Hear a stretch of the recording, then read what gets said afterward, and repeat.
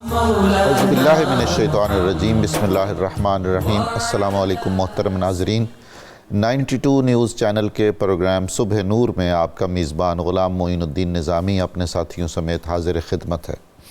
حضرت ابو انیس محمد برکت علی رحمہ اللہ تعالیٰ کی تالیف اسماء النبی الکریم سے رسول خدا صلی اللہ علیہ وآلہ وسلم کا ایک اسم مبارک پڑھنے اور سننے کی سعادت حاصل کرتے ہیں۔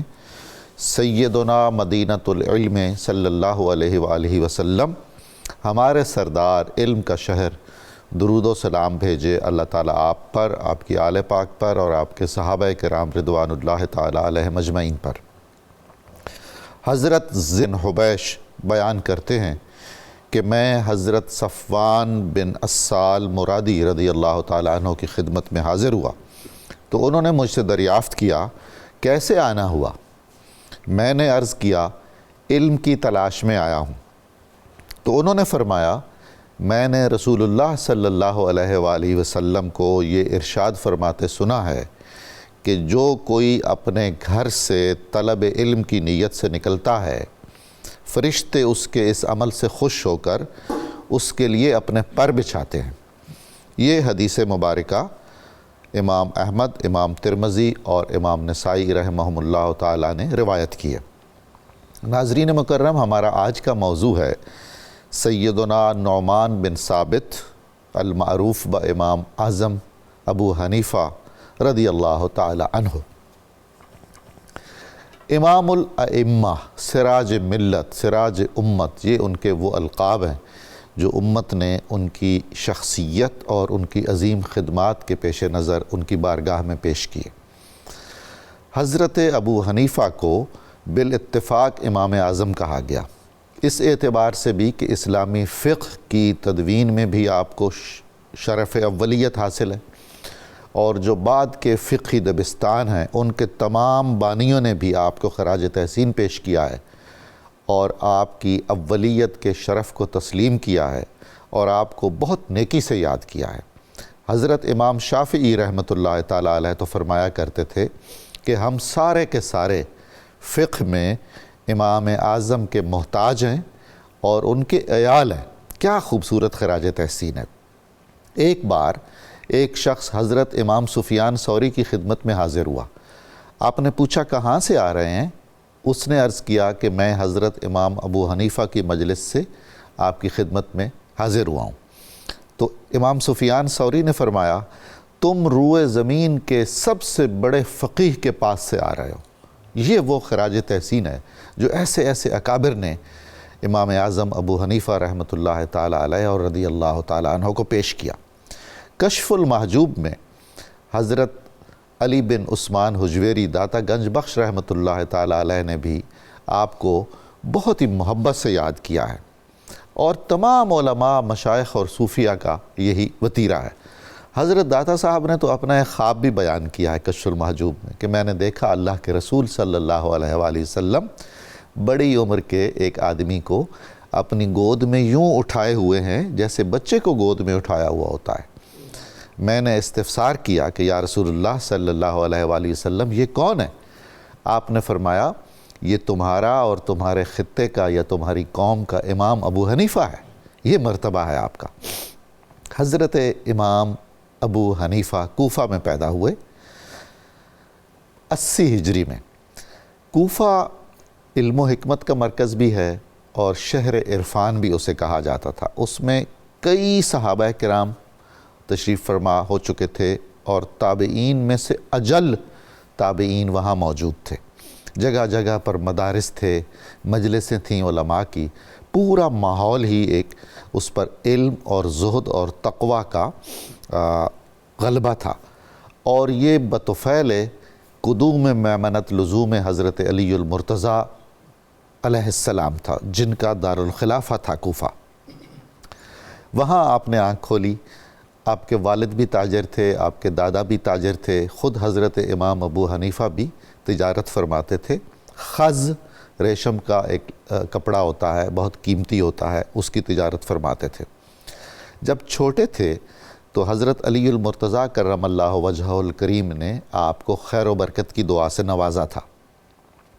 یہ خیر و برکت کی دعا مجسم ہو کر حضرت امام ابو حنیفہ کی شکل میں ظاہر ہوئی اور اس نے عالم اسلام کو منور کیا۔ یہ سلسلہ آپ کی نسلوں میں کئی نسلوں تک چلا، جن میں صاحب علم پیدا ہوتے رہے اور صاحب تصانیف پیدا ہوتے رہے۔ ہمیں حیرت ہوتی ہے یہ جان کر ناظرین کرام کہ تقریباً 4000 مشائخ ہیں، اساتذہ ہیں، شیوخ ہیں، جن سے حضرت امام ابو حنیفہ نے علمی استفادہ کیا، اور 1,00,000 سے زائد ایسے علماء اور ایسے فقہاء امت کو دیے جن کی نظیر نہیں ملتی۔ اب طبقہ تابعین میں سر فہرست تو ہیں ہی، فقیہ ہیں، عالم ہیں، مگر زہد و ورع کا یہ عالم ہے کہ اکابر صوفیاء کی یاد تازہ ہو جاتی ہے۔ ہم بات کرتے رہیں گے انشاءاللہ، کئی پہلو ہیں حضرت امام ابو حنیفہ کی شخصیت کے، اور ہر پہلو پر بہت تفصیل سے کلام کرنے کی ضرورت ہے۔ ہم اپنی محدودیت کے پیش نظر جو ممکن ہو سکا آج آپ کی خدمت میں پیش کریں گے۔ ہمارے ساتھ تشریف رکھتے ہیں اس موضوع پر بات چیت کرنے کے لیے آپ کی جانی پہچانی شخصیتیں، ہمارے بہت محترم مہمان، محترم پروفیسر محمد سعید احمد خان صاحب، جناب پروفیسر بشارت صدیق ہزاروی صاحب، بہت محترم علامہ محمد اشفاق مدنی صاحب۔ میں شکر گزار ہوں آپ تشریف لائے ہیں، آپ نے کرم کیا ہے۔ سعید صاحب، حضرت امام کا خاندانی پس منظر کیا ہے؟ وطن، والدین، ولادت اور ابتدائی احوال۔ بسم اللہ الرحمن الرحیم۔ اللہم صلی وسلم علی حبیبک المکرم وعلی آلہ المحترم۔ بہت شکریہ محترم ڈاکٹر صاحب۔ آج ہم خوش نصیبی ہے ہماری کہ ایک ایسے شخص کا ذکر لے کر بیٹھے ہیں جو 2 خوبیوں سے مرصع آسمان کی بلندیوں پر نظر آتے ہیں۔ سبحان اللہ۔ نمبر 1 خیر القرون، خیر القرون قرنی ثم الذین یلونہم ثم الذین، کیا بات۔ اور دوسری بات یہ کہ فقہی بصیرت کی بلندیوں پر فائز۔ بے شک۔ اب یہ جو فقہی بصیرت ہے، اس کو اگر ہم قرآن و سنت کے آئینے میں دیکھیں تو اللہ رب العزت فرماتا ہے کہ من یرد اللہ بہ خیرا یفقہہ فی الدین۔ اللہ جس کے ساتھ بھلائی کا ارادہ چاہتا ہے اس کو دین کی فقہ عطا کر دیتا ہے، فقیہ بنا دیتا ہے۔ کیا بات۔ پھر نبی اکرم یعنی یہ علم سراپا خیر ہے۔ خیر ہے۔ نبی اکرم رحمت عالم صلی اللہ تعالی علیہ وسلم نے حضرت ابن عباس رضی اللہ عنہ کو دعا دیتے ہوئے فرمایا کہ اللہم فقہہ فی الدین، سبحان اللہ۔ انہیں دین کی فقہ عطا کر دے۔ آپ صلی اللہ علیہ وسلم کا ایک اور ارشاد بھی ہے جو ان کے مخالفین پر بجلی بن کر ٹوٹے گا۔ آپ صلی اللہ علیہ وسلم فرماتے ہیں کہ فقیہ واحد اشد علی الشیطان من 1000 عابد۔ کیا بات۔ 1000 عبادت گزار ایک طرف ہوں، فقیہ ایک موجود ہو وہ شیطان پر ان سے زیادہ بھاری۔ واہ۔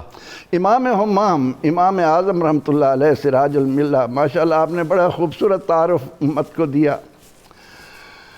آپ خاندان آپ کا فارسی النسل ہے جی۔ آپ کے پردادا فارس کے رؤساء میں سے تھے جی۔ آپ کے دادا جو ہیں وہ مرزبان فارس کے علاقے کے ایک حاکم تھے، یعنی حکمرانوں کا اور بڑے اچھے طبقے کا ایک خاندان، اشرافیہ کا۔ آپ کے دادا جب کوفہ میں آئے تو اس وقت حضرت علی کرم اللہ وجہہ وہاں، سبحان اللہ، سبحان اللہ۔ امام اعظم ابو حنیفہ رحمۃ اللہ علیہ، جن کے بارے میں علماء نے، بعض نے تو کہا کہ 8 صحابہ کرام رضوان اللہ علیہ مجمعین کی انہوں نے زیارت کی، ملاقات کی، مسائل بھی پوچھے، بعض نے 72 کے قریب بھی تعداد گنوائی ہے۔ ان حالات میں سیدنا امام اعظم ابو حنیفہ رحمۃ اللہ علیہ 80 ہجری میں کوفہ میں آپ کی ولادت پاک ہوتی ہے۔ حضرت علی کرم اللہ وجہہ کی آپ کے والد کو برکت کی دعا اور خود حضور سید عالم صلی اللہ علیہ وسلم کا آپ کے بارے میں پیش گوئی جی۔ وآخرین لم یلحقوا بہم، سورہ جمعہ میں جو کہا گیا تو پوچھا گیا کہ یا رسول اللہ صلی اللہ علیہ وسلم، اللہ رب العزت نے قرآن کریم میں صحابہ رضی اللہ عنہم کے ساتھ ساتھ ان کو بھی کہا جو ان سے آ کر ملیں گے وہ کون لوگ ہیں؟ تو آپ صلی اللہ علیہ وسلم نے حضرت سلمان فارسی رضی اللہ عنہ کے کندھے پر ہاتھ رکھ کر فرمایا یہ ہے میرا شیر، یہ ہے میرا پیارا صحابی، ان کی نسل میں سے وہ لوگ ہوں گے۔ پھر بخاری نے، مسلم نے واضح طور پر یہ بشارات حضور علیہ السلام کی بتائیں کہ اگر ایمان ثریا کے ستارے پر جا چکا ہوگا، اتنا دور ہوگا، اتنی بلندیوں پر چلا جائے گا، تو فارس سے بخاری میں کچھ لوگ ہوں گے اور مسلم شریف میں ہے کہ ایک شخص ہوگا جو اس ایمان کو واپس لائے گا، اور اس سب متفق ہیں کہ اس کے مصداق اعظم، اس کے مصداق امام جلال الدین سیوطی رحمۃ اللہ علیہ جیسے اور دیگر اجلہ محدثین، مفسرین، محققین اس بات کی تائید کرتے ہیں 4000 جن کے اساتذہ، جن کی حدیث کی کتاب کتاب الآثار 10,000 احادیث پر مشتمل ہو، جنہوں نے ایک باقاعدہ صحابہ علماء اجلہ تابعین میں سے حضرت امام جعفر صادق کی خدمت میں 2 سال، امام مالک، اور ان حالات میں آپ کا ایک باقاعدہ علماء کا بورڈ بنانا اور اس بورڈ کے ذریعے ایک ایک مسئلہ قرآن و سنت کی روشنی میں امت کو عطا کرنا، یہ سعادتیں ہمیں ان کے در سے مل رہی ہیں۔ اب امام اعظم ابو حنیفہ رحمۃ اللہ علیہ یعنی عالم اسلام کی پہلی معلومہ فقہی کونسل گویا آپ نے مرتب کی، واہ، یعنی اورنگزیب نے تو 1500 علماء پر مشتمل فتاوی عالمگیری کے لیے کیا، لیکن امام اعظم ابو حنیفہ رحمۃ اللہ علیہ کی دینی بصیرت پر آپ نظر ڈالیں کہ 200 کے قریب علماء پر مشتمل، اور وہ بھی مجتہدین اور تابعین خیر القرون کے، انہوں نے امت مسلمہ کو قرآن و سنت کی روشنی میں جو فقہی مسائل عطا کیے ہیں وہ اپنی مثال آپ ہیں، اور اصول طے کر دیے جو اصول فقہ کہلاتے ہیں۔ امام اعظم ابو حنیفہ رحمۃ اللہ علیہ دنیا میں تشریف لائے، سب سے پہلے آپ نے چھوٹی عمر میں جن سے قرآن پڑھا ان کے شاگرد ہیں حفظ، اچھا، جن کی ہم قرات کرتے ہیں قرآن پاک کی، اور اس انداز میں قرآن پاک کو حفظ کیا اور اس سے محبت کی کہ علماء کہتے ہیں امام اعظم ابو حنیفہ رحمۃ اللہ علیہ نے زندگی میں 7000 بار قرآن پاک ختم کیا، اللہ اکبر، اور 2 نفل میں رمضان شریف میں پورا قرآن کریم پڑھ لینا تو آپ کا ایک وصف ہے۔ مبارک ہیں حنفی لوگ احناف کہ جن کا پیر و مرشد بے شک فقہی مسائل میں امام اعظم ابو حنیفہ رحمۃ اللہ علیہ۔ سبحان اللہ، سبحان اللہ۔ بشارت صاحب، کہا جاتا ہے کہ حضرت امام اعظم کا جو علمی ذوق اور شوق تھا اس کی کوئی نظیر اس عہد میں نہیں ملتی۔ اس تسکین کے لیے، تسکین علم کے لیے آپ نے تقریباً 55 حج کیے، جہاں بڑے بڑے اکابر جمع ہوتے تھے اور سب سے آپ استفادہ کرتے تھے۔ کیا عالم ہوگا، کن کن مراحل سے آپ گزرے اور ریاضت کتنی کی، اساتذہ کرام کیسے نابغہ تھے۔ یہ امام اعظم بننا کوئی آسان تو کام نہیں تھا، کیا مراحل پیش آئے؟ بسم اللہ الرحمن الرحیم، والصلاة والسلام علی سید الانبیاء والمرسلین۔ صحابہ کرام رضوان اللہ تعالیٰ علیہ مجمعین کے بعد تابعین وہ مقدس جماعت ہے جنہوں نے تبلیغ اسلام اور اشاعت اسلام کا جو مشن تھا اس کو اپنی علمی اور عملی کاوشوں کے ذریعے آگے بڑھایا۔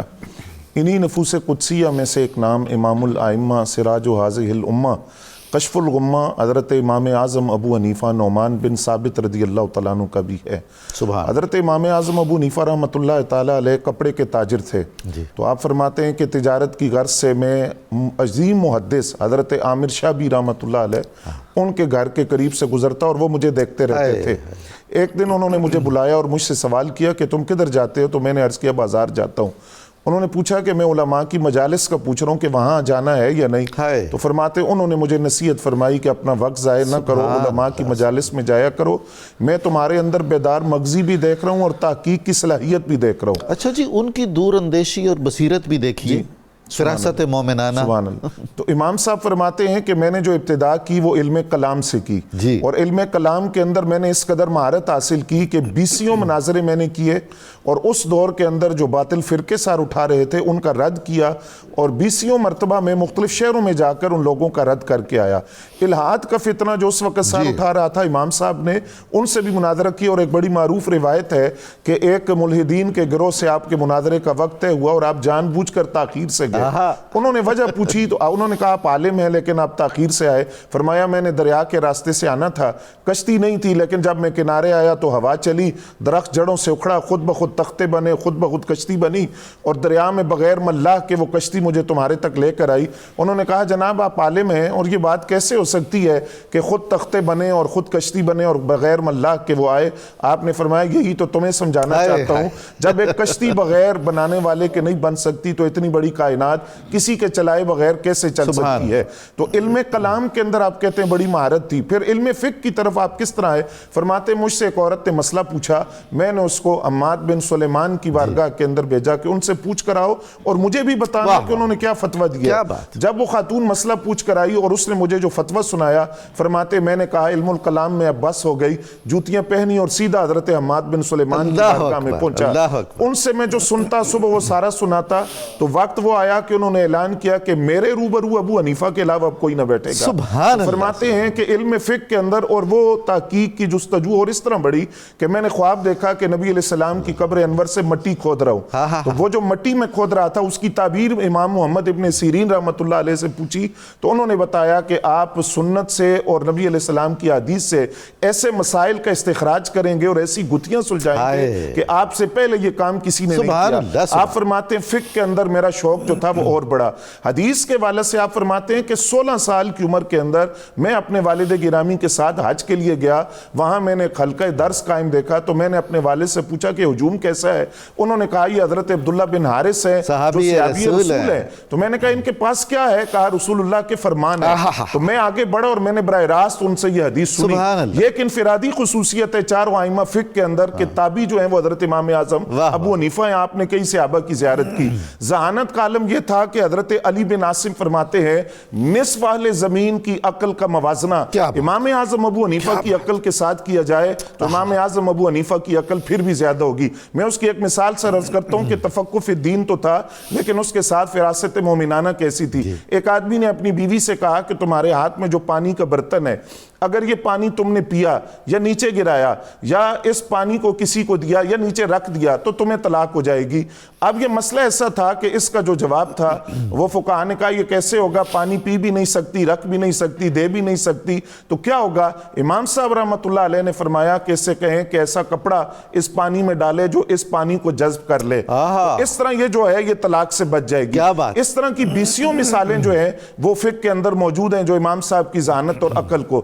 ایک موقع پر ایک آدمی اپنی بیوی سے عالیہ سے یہ کہتا ہے کہ جب تک تم مجھ سے کلام نہیں کرو گی میں بھی تم سے کلام نہیں کروں گا, اور قسم اٹھا لی. بیوی نے بھی جواب میں کہا کہ جب تک آپ مجھ سے کلام نہیں کریں گے میں آپ سے کلام نہیں کروں گی. حضرت سفیان ثوری سے یہ مسئلہ پوچھا گیا, آپ نے فرمایا اب جو بھی کلام کرے گا قسم ٹوٹ جائے گی, کفارہ دینا پڑے گا. امام صاحب سے پوچھا گیا, آپ نے فرمایا اس قسم کا کوئی کفارہ نہیں ہوگا, اس لیے کہ جب بیوی نے جواب میں شوہر سے کہا کہ جب تک آپ مجھ سے کلام نہیں کریں گے میں آپ سے کلام نہیں کروں گی, تو جو شوہر نے شرط رکھی تھی وہ بیوی نے پوری کر دی. یہ بات ہی تھی جو اس نے کر دی ہے, وہ کلام اس نے کر دیا, اب وہ قسم کا جو ٹوٹنے کا مسئلہ ہے وہ نہیں ہوگا. اسی بنیاد پر حضرت سفیان ثوری نے فرمایا کہ ابو حنیفہ اللہ نے تمہیں وہ علوم دیے ہیں جس کا ہم تصور بھی نہیں کر سکتے. اظہر بن کیسان فرماتے میں نے نبی علیہ السلام کو خواب میں دیکھا, عرض کیا یا رسول اللہ صلی اللہ علیہ وسلم ابو حنیفہ کے بارے میں آپ کیا کہتے ہیں؟ انہوں نے فرمایا کہ ابو حنیفہ کا علم وہ حضرت خضر کے علم سے پھوٹا ہے اور حضرت خضر علیہ السلام کا جو علم تھا وہ علم لدنی تھا اور اسی علم سے حصہ ملا امام اعظم ابو حنیفہ کو. ماہ رمضان کے اندر آپ 61 قرآن مجید کی تلاوت کرتے, روزانہ رات کو 2 رکعتوں کے اندر مکمل قرآن مجید کی تلاوت ہوتی. کبھی گریہ وزاری اس طرح ہوتا کہ پڑوسیوں کا رحم آتا, اور حضرت امام اعظم ابو حنیفہ رحمۃ اللہ علیہ جو صائم الدہر بھی تھے, قائم اللیل بھی تھے, اور پھر اس طرح کے 55 حج آپ نے کی, اور آخری حج آپ فرماتے ہیں کہ جب میں نے کیا تو خدام نے میرے لیے کعبۃ اللہ کا دروازہ کھول دیا اور میں کعبہ شریف کے اندر داخل ہوا اور دو ستونوں کے درمیان کھڑے ہو کر میں نے مکمل قرآن مجید 2 رکعتوں میں تلاوت کیا تو مجھے یہ آواز دے کر کہا گیا کہ ابو حنیفہ تم نے ہماری معرفت حاصل کر لی ہے اور جس خلوص نے تم نے عبادت کی ہے تم بھی بخشے گئے اور تمہاری تقلید کرنے والے حنفی بھی بخشے گئے. تو آپ فرماتے ہیں کہ 55 حج کی ادائیگی میں نے کی. اور امام اعظم ابو حنیفہ رحمۃ اللہ علیہ کے بارے میں خطیب تبریزی نے یہ جملہ لکھا, وہ کہتے ہیں کہ اہل اسلام پر لازم ہے ہر نماز کے بعد سراج الامہ کشف الامہ امام اعظم ابو حنیفہ کے لیے دعا کیا کریں, کیونکہ انہوں نے سنت اور فقہ کو جس طرح پھیلایا ہے انہوں نے حق ادا کر دیا. اور آپ خود فرماتے ہیں کہ میں نے خواب دیکھا قبر رسول سے مٹی اٹھا کر اس کو چاروں طرف پھونکا. امام محمد ابن سیرین نے اس کی تعبیر یہ بتائی کہ آپ جو علم بیان کریں گے آفاق کے گوشے گوشے میں وہ آپ کا دین کا پیغام پہنچے گا اور امام اعظم کا تاج آپ کے سر انور پر سجے گا. سبحان اللہ سبحان اللہ. علامہ مدنی صاحب حدیث مبارکہ سے بھی حضرت امام اعظم کو بہت ہی شغف تھا اور آپ سے روایت کردہ احادیث کے مسند کے مجموعے کئی مسانید موجود ہیں. اس کے علاوہ ہم یہ دیکھتے ہیں کہ احادیث کی روشنی میں جو ایک بے مثال فقہی بصیرت ہے اور نتائج کا استخراج ہے, مسائل کا استنباط ہے, اس میں اجتہادی شان ہے. ایک پورا مکتب جس کو حنفی فقہ کہتے ہیں آپ اس کے بانی بنے, اور شاگرد کیسے عظیم الشان پیدا کیے. بسم اللہ الرحمن الرحیم. پوری دنیا میں جو عرب دنیا ہے اس میں تمام لوگ اکثر ان میں وہ امام احمد بن حنبل کی پیروی کرتے ہیں, اور جو افریقہ کی طرف لوگ رہتے ہیں ان میں کچھ حضرت امام مالک کے پیروکار ہیں اور کوئی حضرت امام شافعی کو ماننے والے ہیں, بالخصوص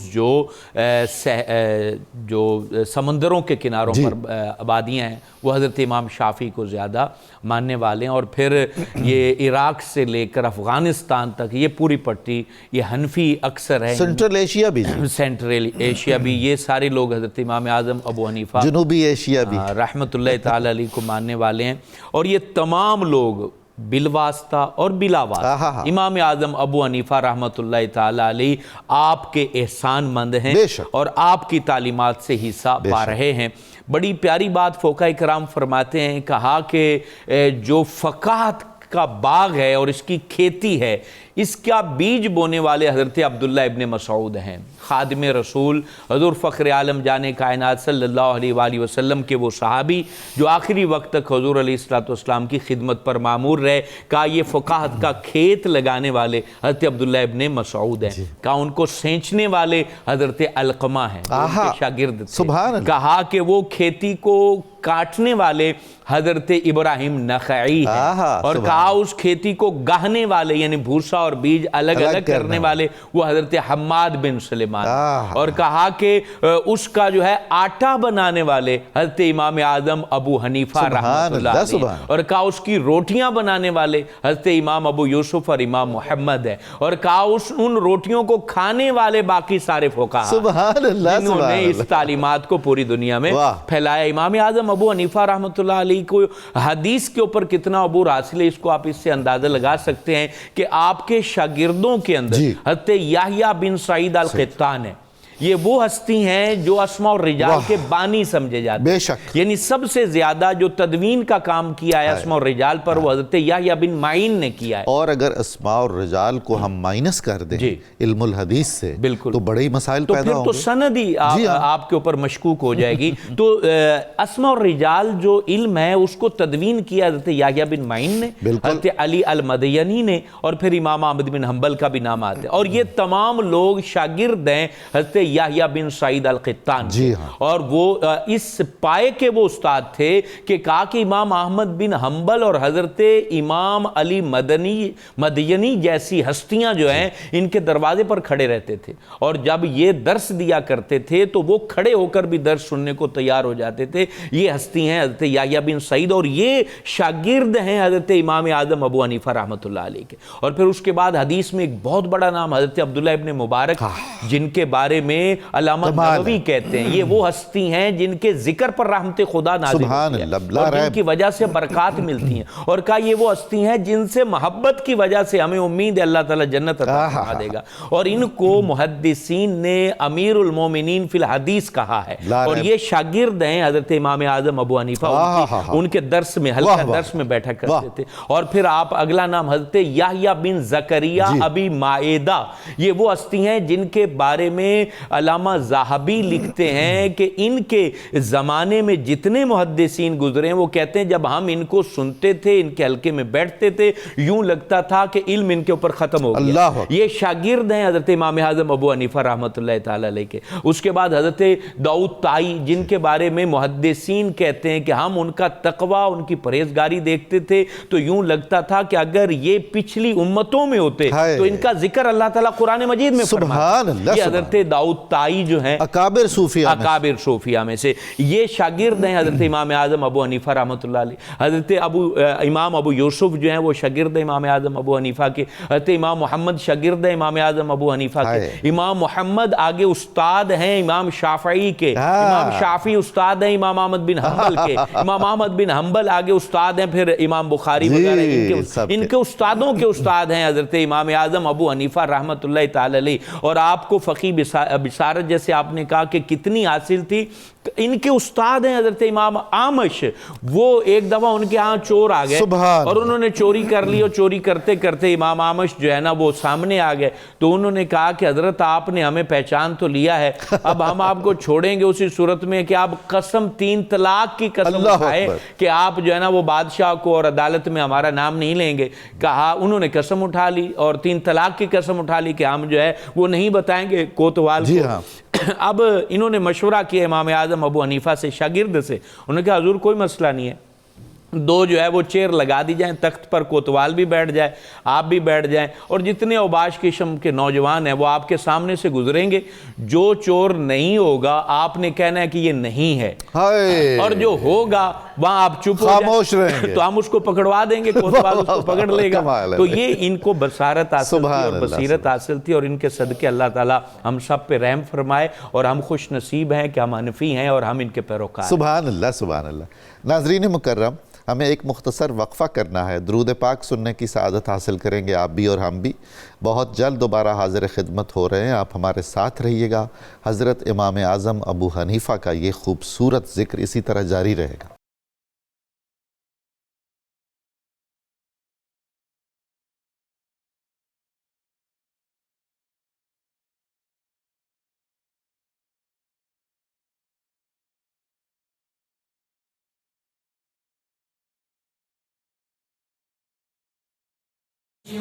السلام علیکم ناظرین محترم، صبح نور میں دوبارہ خوش آمدید۔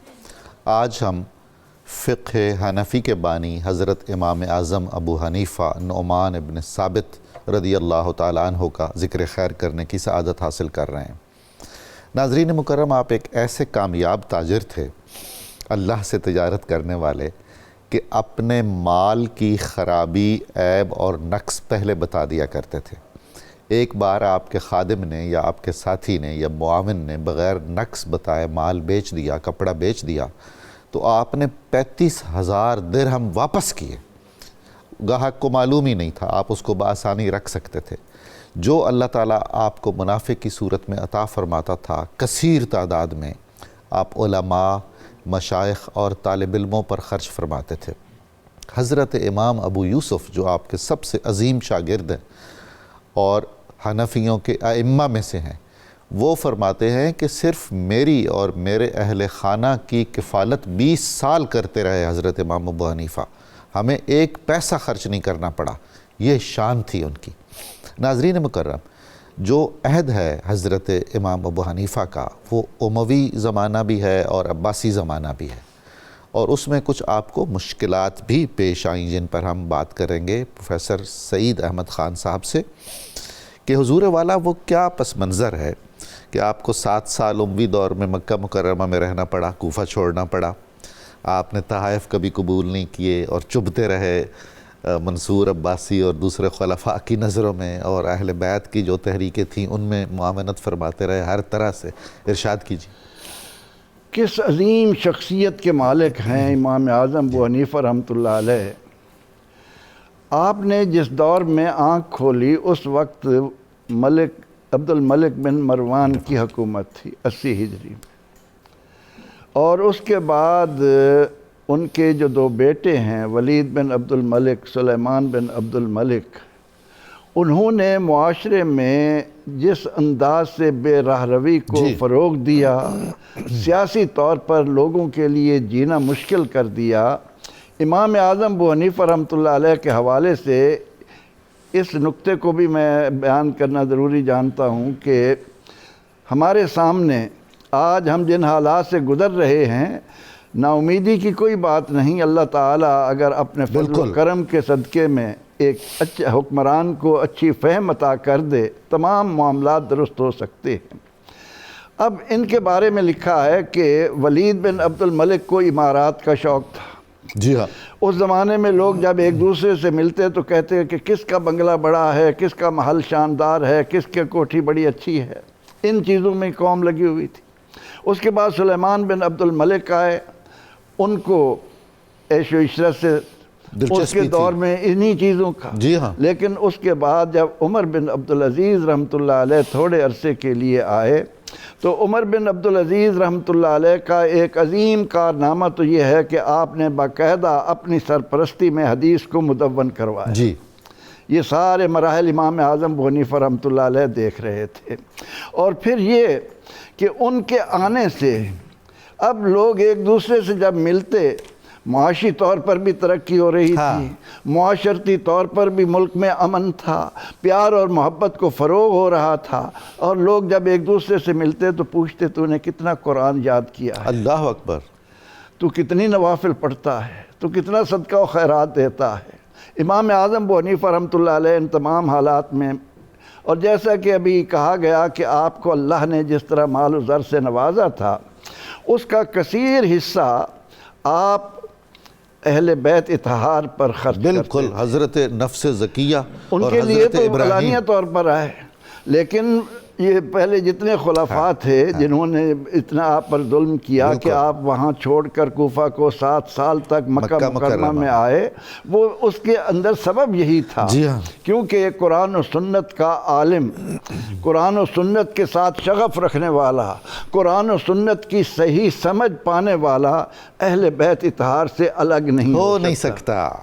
ان کی عقیدتیں، ان سے محبتیں، ایمان کی علامت جن کو قرار دے دیا پیغمبر رحمت صلی اللہ علیہ وسلم نے، تو سیدنا امام اعظم ابو حنیفہ رحمۃ اللہ علیہ کا اس کے بعد جب خلیفہ منصور آتا ہے، منصور عباسی، اس نے حالات کا جائزہ لیا۔ جی، اس نے بھی دیکھا کہ علمی طور پر، عقیدتاً، محبت کے راستے میں امام اعظم ابو حنیفہ رحمۃ اللہ علیہ جن بلندیوں پر فائز ہیں، کسی طرح ان کو زیر کیا جائے۔ جی، اور اس نے حضرت عبداللہ بن عباس کے حوالے سے ان کے ساتھ عقیدت کا اظہار بھی کیا، لیکن امام اعظم ابو حنیفہ رحمۃ اللہ علیہ اس قدر اللہ نے انہیں نظر دی تھی کہ کسی کو وضو کرتے ہوئے دیکھتے اور وہ وضو کا جو پانی اعضاء سے گر رہا ہوتا تھا، ان کو پتہ چل جاتا تھا کہ ان کے کون کون سے گناہ دھل رہے ہیں۔ اللہ اکبر، اللہ اکبر، اتقوا من فراست المومن انہ ینظر بنور اللہ۔ بنور اللہ۔ تو امام اعظم ابو حنیفہ رحمۃ اللہ علیہ جن کو اتنے ہزار اساتذہ، جن کے اتنے ہزاروں طلباء، وہ چہرہ دیکھ کر، لیکن ابو جعفر منصور نے آپ کو خریدنے کی کوشش کی، چیف جسٹس بنانے کا کہا، چیف جسٹس بنانا چاہا، آپ نے انکار کیا، آپ ان کو جیل میں ڈلوا دیا گیا، درے لگوائے، اور اس کو اس کے وزیر نے کہا کہ تو نے تلواریں بے نیام کر دی ہیں۔ پھر اس نے امام اعظم ابو حنیفہ رحمۃ اللہ علیہ کو دراہم کی ایک بوری بھجوائی، جی، لیکن امام اعظم ابو حنیفہ رحمۃ اللہ علیہ اللہ سے جس محبت کے مقام پر تھے، آپ نے فرمایا کہ تم لوگ میری گردن بھی کاٹ دو تو میں یہ قبول نہیں کروں گا۔ اس کے بعد جب ابو جعفر منصور نے آپ سے شکایت کی کہ میرے تحائف آپ کے پاس آتے ہیں، آپ انہیں کیوں قبول نہیں کرتے، فرمایا کیا خوبصورت کہا، تم نے کبھی اپنے ذاتی مال سے مجھے کوئی تحفہ دیا؟ تم تو بیت المال سے بھیجتے ہو۔ اللہ اکبر۔ اس بیت المال کے مال پر میرا کیا حق ہے؟ میں نہ تو سرحدوں پر کھڑا ہوں، نہ مجاہدین کے شہداء کا بیٹا ہوں کہ مجھے کچھ ملے، نہ میں فقراء کی صف میں ہوں، اس لیے میں ان کو کس طرح قبول نہیں کر سکتا۔ اور آپ کا ایک اعلیٰ وصف ایک یہ بھی ہے کہ بغداد کی تعمیر آپ کے سامنے ہوئی۔ بالکل۔ ابو جعفر منصور نے جانتے ہوئے کہ یہ ہے وہ شخص امانت و دیانت کا کوہ صفا، بے شک 4 سال آپ کی نگرانی میں بغداد کی تعمیر ہوتی رہی اور آپ ان حالات کو دیکھتے رہے۔ کیسا بابرکت شہر ہے پھر وہ، وہیں تو آپ کی تدفین بھی ہوئی۔ اس کے بعد جب نفس زکیہ نے علم بلند کیا تو آپ نے علانیہ طور پر اپنے آپ کو سامنے پیش کیا، کیونکہ اہل بیت اطہار کے ائمہ کے مقابلے میں کسی اور جانب جایا نہیں جا سکتا۔ اس کے نتیجے میں آپ کو زہر دی گئی اور آپ کو ان مشکلات۔ اللہ اکبر، اللہ۔ بشارت صاحب، حضرت امام اعظم کی گھریلو زندگی کیسی تھی؟ آپ کی شادی، اولاد، اخلاق اور کردار کی ایسی پرکشش جھلکیاں کچھ عطا فرمائیے۔ آپ کی 2 اہلیہ کا جو ازواج کا ذکر ہے وہ ملتا ہے، اور آپ کی اولاد کے اندر صرف آپ کے ایک صاحبزادے حضرت حماد ان کا ذکر موجود ہے۔ اسی سے غلط فہمی جو ہمارے ہاں عام طور پر پائی جاتی ہے کہ آپ کی جو کنیت ہے ابو حنیفہ، وہ آپ کی بیٹی کی وجہ سے ہے، جبکہ آپ کی کوئی صاحبزادی نہیں تھی، صرف ایک ہی صاحبزادے تھے۔ ابو حنیفہ کنیت کے حوالے سے امام ابن حجر نے لکھا ہے کہ حنیفہ یا تو ایک تو آپ قلم دوات ہمیشہ ساتھ رکھتے تھے، تو عراقی لغت کے اندر دوات کو حنیفہ کہا جاتا ہے، اس بنیاد پر آپ کی یہ کنیت تھی، یا یہ کنیت جو دین حنیف ملت حنیفہ کی وجہ سے کہ باقی باطل فرقوں سے اعراض کر کے دین کو اختیار کرنے والا، تو اس بنیاد پر آپ کو ابو حنیفہ کہا جاتا ہے۔ آپ کی صاحبزادی کوئی نہیں تھی، ایک صاحبزادے تھے حضرت حماد، اپنے استاد کے نام پہ نام رکھا۔ جی بالکل۔ اور حضرت حماد وہ ہیں کہ جو حضرت امام اعظم کی جو تدوین فقہ کی مجلس تھی اس میں بھی شریک تھے، اور آپ کی زندگی میں ہی وہ منصب افتاء پر بیٹھ کے فتویٰ دینے لگے۔ بلکہ ایک مرتبہ کسی آدمی نے ایک بھاری رقم آپ کے پاس امانت کروائی اور اس نے کہا کہ یہ واپسی میں مشکل تو نہیں ہوگی؟ آپ نے فرمایا حماد جیسا جس کا امین اور پرہیزگار بیٹا ہو تو امانت میں کوئی تردد نہیں ہوگی۔ حضور کہتے ہیں کہ کثرت سے لوگ امانتیں رکھواتے تھے، اور جب آپ کا وصال ہوا تو تقریباً 5 کروڑ درہم کی امانتیں آپ کے پاس موجود تھیں، جو حضرت حماد نے واپسی کی۔ تو ان کی تعریف خود امام صاحب نے فرمائی، اپنے بیٹے پر اعتماد کا اظہار کیا۔ امام ابو یوسف فرماتے ہیں کہ امام اعظم ہمیشہ حرام کاموں سے بچتے تھے، علم دین کے علاوہ بات کرنے سے ڈرتے تھے، کوئی سوال کرتا تو اس کے جواب میں گفتگو کرتے، ورنہ سکوت اور خاموشی دیتی تھی۔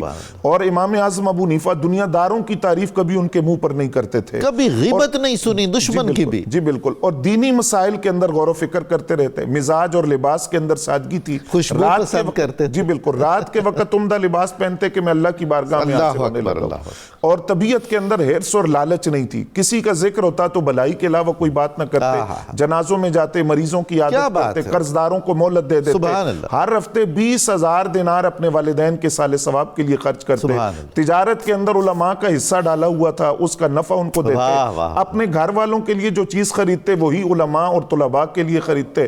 اور پھر حضرت امام اعظم ابو حنیفہ کے بارے میں اس کا مطلب یہ ہوا کہ حضرت امام ابو حنیفہ رحمۃ اللہ تعالیٰ علیہ اور رضی اللہ تعالیٰ عنہ نے شعوری کوشش کی کہ معاشرے میں علماء کا معاشی درجہ بھی بلند ہو۔ جی بالکل ایسے ہی ہے۔ آپ دیکھیں کہ امام ابو یوسف رحمۃ اللہ علیہ کی 20 سال سرپرستی آپ نے فرمائی اس حوالے سے۔ پھر امام اعظم ابو حنیفہ رحمۃ اللہ علیہ کا یہ بھی کمال تھا، جس طرح حضرت مسعود بن عبد الرحمن فرماتے ہیں نبی علیہ السلام کی زیارت ہوئی، میں نے عرض کیا حضور یہ کوفہ میں ایک نعمان بن ثابت ہے، ان کے بارے میں آپ کیا فرماتے ہیں؟ تو نبی علیہ السلام نے ارشاد فرمایا کہ علم میں بھی اس کی پیروی کرو اور عمل اور اس کی سیرت میں بھی اس کی پیروی کرو۔ آپ تجارت کرتے تھے لیکن اس تجارت کی بنیاد آپ نے دیانت پر رکھی، جس طرح آپ نے فرمایا مدینہ طیبہ سے ایک آدمی خاص کپڑے کی تلاش میں کوفہ آیا اور وہ کپڑا امام اعظم ابو حنیفہ کے پاس موجود تھا، آپ خود نہیں تھے، اس نے ملازم سے وہ کپڑا خریدا تو 400 درہم کا کپڑا ملازم نے 1000 درہم میں دیا۔ آپ کو پتہ چلا تو آپ مدینہ شریف کا سفر کیا، کوفہ سے مدینہ طیبہ پہنچے، اس آدمی کو تلاش کیا، جب وہ آدمی ملا نماز پڑھتا ہوا فارغ ہوا تو آپ نے فرمایا یہ کپڑا میرا ہے، مجھے واپس کرو اپنا 1000 درہم جو ہے واپس لو. اس نے کہا جناب میں نے استعمال کر لیے. تو اسرار کے بعد 600 درہم آپ نے اس کو واپس کیا کہ اس کپڑے کی یہ قیمت نہیں تھی. امام اعظم ابو حنیفہ رحمۃ اللہ علیہ آپ کے زہد و تقوی کا عالم یہ تھا, بھلائی کا عالم یہ تھا, احسان کا عالم یہ تھا کہ ایک شخص نے کہا کہ آپ مجھے کپڑوں کا جوڑا دیں اور مجھ پر احسان کریں. آپ نے فرمایا کچھ دن بعد آنا. جب وہ کچھ دن بعد گیا آپ نے وہ کپڑوں کا جوڑا بھی اسے عطا فرمایا اور کچھ رقم بھی دی. اس نے کہا جناب رقم کی مجھے ضرورت نہیں. فرمایا یہ تمہاری ہے, جس دن تم آئے تھے میں نے ایک رقم اپنی تجارت کے اندر تمہارے حوالے سے وہ اس کے اندر ایڈ کر لی تھی, یہ اس کا نفع ہے کیونکہ تم نے کہا تھا کہ مجھ پر احسان کرو, تو احسان کی یہی صورت تھی. اب زہد و تقوی کا عالم یہ تھا کہ امام اعظم ابو حنیفہ رحمۃ اللہ علیہ ایک شخص نے گفتگو کرتے ہوئے زبان سے یہ جملہ کہا ابو حنیفہ اللہ سے ڈرو. تو یہ بات سن کر آپ بے ہوش ہو گئے. آپ نے فرمایا کوئی تو ایسا ہونا چاہیے جو رب سے ڈراتا رہے, بندوں کو اللہ کا ذکر کرتا رہے. ایک شخص نے مناظرہ کرتے ہوئے آپ کے لیے زندیق کا لفظ بول دیا. آپ نے فرمایا اللہ تمہیں معاف کرے لیکن میں ایسا نہیں ہوں, میں نے کبھی اللہ کے ساتھ کوئی شریک نہیں ٹھہرایا, میں نے ہمیشہ اس کے بخشش کی امید رکھی, اس کے عذاب سے ڈرا. یہ بات کر کے آپ روتے ہوئے بے ہوش ہو گئے. ہوش آیا تو آپ نے فرمایا کہ میں نے تمہیں معاف کر دیا, لیکن اگر جہالت کی بنیاد پر کی ہے تو معافی ہے, لیکن علم رکھتے ہوئے کیا تو اللہ کو جواب دینا پڑے گا. امام اعظم ابو حنیفہ رحمۃ اللہ علیہ کی ذات کے اندر یہ کمال تھا, خشیت الہی اس قدر تھی کہ ایک بچے کے پاؤں پر غلطی سے پاؤں آیا, اس نے پلٹ کر کہا ابو حنیفہ قیامت کے دن آپ نے اللہ کو جواب دینا ہے. تو آپ غش کھا کر گر پڑے. لوگوں نے کہا ایک بچے کی بات کا اتنا اثر. آپ نے فرمایا ہو سکتا ہے یہ غیبی ندا ہو جس کے ذریعے ابو حنیفہ کو متنبہ کیا جا رہا ہو. تو وہ علم و عمل کا ایک ایسا حسین پیکر تھا کہ جس کے مزاج کے اندر علم بھی تھا, عمل بھی تھا اور روحانیت بھی. سبحان اللہ سبحان اللہ. مدنی صاحب, ایک تو حضرت کے وصال, تدفین اور مزار مبارک کی فیوز و برکات کے بارے میں بتائیے, اور بعد میں پھر ایک خاص بات آپ سے پوچھوں گا. دیکھیں حضرت امام اعظم ابو حنیفہ رحمۃ اللہ تعالی علیہ آپ کو جب ابو جعفر منصور نے کہا کہ آپ چیف جسٹس بن جائیے تو آپ نے کہا کہ میں اس کا اہل نہیں ہوں. تو کہا کہ تم جھوٹ بولتے ہو. تو حضرت امام اعظم ابو حنیفہ نے فرمایا فیصلہ تو بادشاہ آپ نے خود ہی کر دیا کہ اگر میں جھوٹ بول رہا ہوں تو جھوٹا شخص کیسے جو ہے وہ اتنے بڑے عہدے کا اہل ہو سکتا ہے, اور اگر میں سچ کہہ رہا ہوں تو میں ٹھیک کہہ رہا ہوں کہ میں نہیں بننا چاہتا, میں اس کا اہل نہیں ہوں. تو پھر بادشاہ تو بادشاہ ہوتے ہیں, انہوں نے جیل میں ڈال دیا اور آپ کو روزانہ کوڑے مارے جاتے تھے, اور روزانہ کوڑے کھانے کے باوجود آپ روزانہ قرآن کی تلاوت میں مصروف رہتے تھے, اور قرآن مجید فرقان حمید کی تلاوت کرتے کرتے ہی آپ جو ہے جیل کے اندر, پھر آپ کو بعض مورخین نے لکھا ہے کہ زہر دیا گیا اور آپ اس دنیا فانی کو چھوڑ گئے. آپ کا جنازہ 6 دفعہ پڑھا گیا ہے کیونکہ اتنی کثیر تعداد تھی کہ آواز ہی پیچھے نہیں پہنچتی تھی, بار بار پھر نماز جنازہ پڑھی گئی اور آپ کو دفن کیا گیا. اور حضرت امام شافعی آپ کے مزار پر انوار کے بارے میں کہا کرتے تھے کہ مجھے اگر کوئی مسئلہ ڈسٹرب ہو جاتا ہے, میں پریشان ہوتا ہوں, تو میں امام اعظم کی قبر پر چلا جاتا ہوں, وہاں ان کے لیے دعا کرتا ہوں, تو اللہ تعالیٰ اس عقدے کو کھول دیتا ہے اور میری اس مشکل کو آسان کر دیتا ہے. حضرت امام شافعی فرمایا کرتے تھے. حضرت امام اعظم ابو حنیفہ رحمۃ اللہ تعالی علیہ قبلہ وہ عظیم الشان ہستی ہیں جن کو یہ تمام اعزازات کے ساتھ ساتھ سب سے بڑا اعزاز یہ ملا ہے کہ ان کی پیشانی کو امام باقر نے بوسا دیا ہے. امام باقر نے ان کو کہا تھا جب حج کرنے گئے تھے, کہا کہ ہم نے سنا ہے نعمان تم حدیث کے اوپر اپنے قیاس کو فوقیت دیتے ہو. کہا حضور یہ غلط فہمی, ایسی بات ہوتی تو میں موزے کے نیچے مسے کا کہتا کیونکہ وہ نیچے والا زمین پہ لگ رہا ہوتا ہے. میں عورت کو کہتا کہ وہ نماز جو حیض کے دنوں میں نماز رہ گئی ہے اس کی قضا کرے, اور کیونکہ نماز روزے سے افضل ہوا کرتی ہے, تو میں قیاس پر حدیث کو کیسے ترجیح دے سکتا ہوں. میں تو یہ کہتا ہوں کہ میری رائے اگر تمہیں بعد میں معلوم ہو کہ حدیث کے خلاف ہے تو اس کو دیوار پہ مار دینا. تو حضرت امام باقر جو ہیں اپنی مسند سے اترے, سینے سے لگایا اور ان کے پیشانی کو بوسا دیا. حضرت امام عامش سلیمان بن مہران نے ایک دفعہ کہا کہ امام اعظم سے کہا نعمان یہ اس بات کا مسئلہ بتاؤ. آپ نے فوراً جواب دے دیا. کہا کہاں سے تم نے جانا ہے؟ کہا حضور جو حدیثیں آپ نے ہمیں سنائی ہیں انہی حدیثوں سے یہ مسئلے میں نے نکالے ہیں، کہا کہ ٹھیک بات تو یہ ہے کہ تم طبیب ہو اور ہم دوا ساز ہیں، ہم تو حدیثیں تمہیں دے رہے ہیں اور اس سے اصل مسئلہ نکالنے کی طاقت تمہارے پاس ہے۔ حضرت امام سفیان ثوری کے پاس آپ ان کے بھائی کی تعزیت کے لیے گئے تو امام سفیان ثوری اپنی مسند سے کھڑے ہوئے، امام اعظم کو بٹھایا اور خود سامنے بیٹھ گئے۔ تو شاگرد ہوتے ہیں، کسی نے اعتراض کیا حضور آپ خود محدث ہیں اور آپ نے ایسا کیوں کیا ہے؟ تو حضرت امام اعظم ابو حنیفہ کے لیے امام سفیان ثوری نے یہ الفاظ کہے، اگر میں ان کے علم کے لیے نہ اٹھتا تو ان کی عمر کی وجہ سے کھڑا ہوتا، ان کی عمر کی وجہ سے کھڑا نہ ہوتا تو ان کی فقاہت کی وجہ سے کھڑا ہوتا، ان کی فقاہت کی وجہ سے کھڑا نہ ہوتا تو میں ان کی پرہیزگاری کی وجہ سے کھڑا ہوتا۔ یہ اسی لائق ہیں کہ ان کا ادب کیا جائے۔ آج جو رذیل لوگ ان کی بے ادبی کرتے ہیں وہ حقیقت میں گمراہ ہیں اور اللہ تعالیٰ کی رحمت سے دور ہیں۔ امام مالک سے کسی نے کہا تھا حضور امام اعظم کو دیکھا ہے؟ کہا میں نے ایسے شخص کو دیکھا ہے جو کہہ دیں کہ یہ دیوار سونے سے بنی ہے تو اس کو ثابت کرنے کی طاقت رکھتے ہیں۔ حضرت امام شافعی نے کہا جو فقہ میں مہارت حاصل کرنا چاہتا ہے وہ ہمیشہ قیامت تک امام اعظم کا محتاج رہے گا۔ مدنی صاحب مجھے یہ پوچھنا ہے کہ آج کے دور میں ہم علماء کا جو سماجی مرتبہ ہے جی اور معاشرتی مرتبہ ہے اس کو اپنا جائز مقام دلوانے کے لیے حضرت امام ابو حنیفہ کی زندگی سے کیا سبق لے سکتے ہیں عوام بھی اور خود علماء بھی؟ حضور مسئلہ تو یہ ہے کہ ہم سب حنفی ہیں، اس کے باوجود نہ ہم تجارت کرنا چاہتے ہیں نہ ہماری تجارت کو کوئی دیکھنا چاہتا ہے، اور جہاں پر علماء تجارت سے دور ہو جائیں یا اپنے معاشی سٹیٹس میں نیچے چلے جائیں تو وہ ہمیشہ میانہ روی نہیں اختیار کرتے، وہ یا تو وہاں پر چاپلوسی کرتے ہیں جہاں حق بولنا ہوتا ہے اور چھپا دیتے ہیں کیونکہ انہیں وہاں پر یہ ڈر ہوتا ہے کہ یہاں پر ہماری روزی روٹی بند ہو جائے گی۔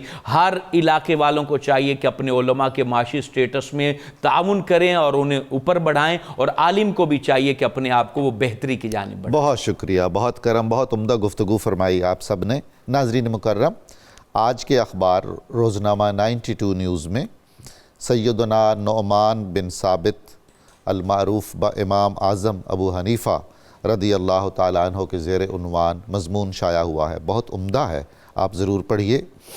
پروگرام کی تفصیل جاننے کے لیے صبح نور کے ایکس کو فالو کریں، ہمارا فیس بک پیج لائک کریں، پروگرام دیکھنے کے لیے ہمارا یوٹیوب چینل سبسکرائب کریں اور ہمیں اپنی قیمتی رائے سے ضرور آگاہ فرمائیں۔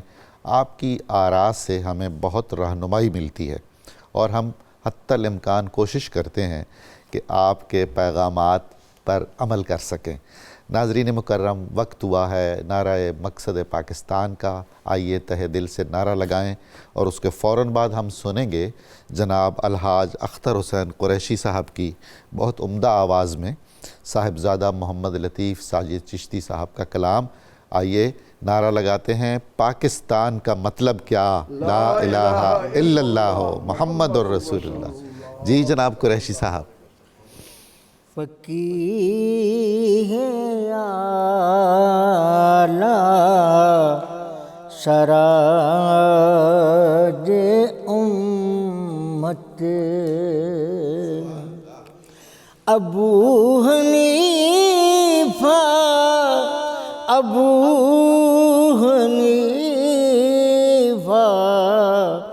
شہیر و رہبر میں ملت، شہیر و رہبر زعیم ملت، ابو حنیفہ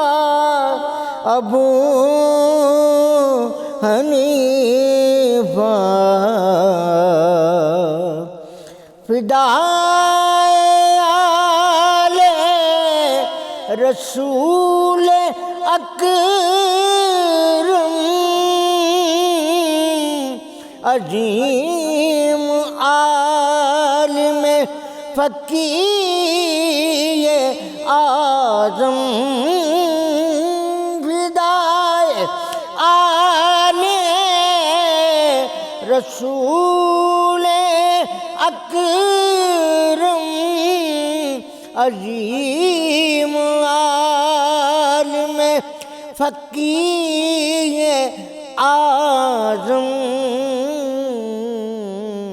ہیں داعیے راہ خیر و برکت ابو حنیفہ ابو حنیفہ وہ کلمہ حق سنانے والے وہ کلمہ حق سنانے والے وہ نہ جبر سے ڈگمگانے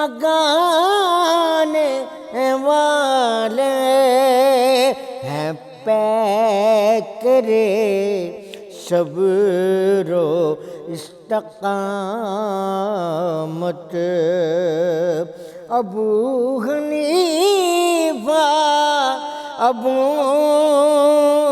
حنیفہ عمل میں کردار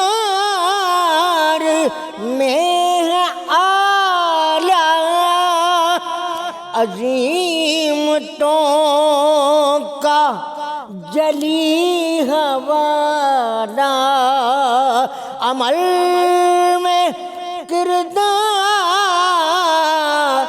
میں ہے اعلیٰ عظیمتوں کا جلی حوالہ ہے رکھتے ساجد سلیم فطرت ابو حنیفہ ابو حنیفہ فقیہ اعلیٰ سراج امت ابو حنیفہ ابو حنیفہ